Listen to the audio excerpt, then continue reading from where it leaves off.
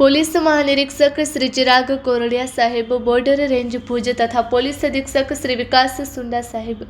પશ્ચિમ કચ્છ ભુજ તથા નાયબ પોલીસ અધિક્ષક શ્રી ડોક્ટર વિશ્વાસ શાહ સાહેબ, ભુજ વિભાગ ભુજનાઓ દ્વારા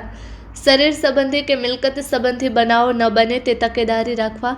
તેમજ અનડિટેક્ટ મિલકત સંબંધી ગુનાઓ ડિટેક્ટ કરવા માટે સૂચના આપેલ હોય, જે અન્વયે ભુજ શહેર બી ડિવિઝન પોલીસ સ્ટેશનમાં BNS કલમ મુજબનો ગુન્હો તારીખ 28 એપ્રિલ 2026ના રોજ દાખલ થયેલ, જે અનડિટેક્ટ ગુનાને ડિટેક્ટ કરી આરોપી તથા ચોરીમાં ગયેલ મુદ્દામાલ શોધી કાઢવા પોલીસ ઇન્સ્પેક્ટર શ્રી AM હેરમા સાહેબ દ્વારા સર્વેલન્સ ટીમને જરૂરી માર્ગદર્શન આપેલ, જે અન્વયે ટેકનિકલ સર્વેલન્સ તથા હ્યુમન રિસોર્સ દ્વારા ખાનગી રાહે મળેલ બાતમી હકીકત આધારે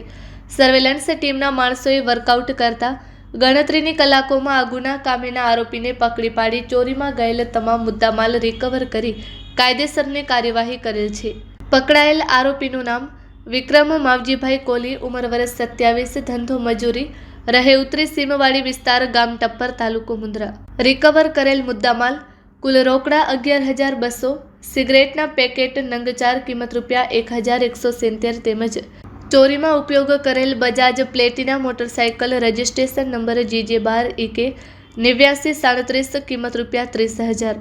તેમજ તાળું તોડવા ઉપયોગ કરેલ મોટો પકડ નંગ 1, મોબાઈલ નંગ 1 કિંમત ₹5,000 આ તમામ મુદ્દામાલ કબજે કરવામાં આવેલ છે.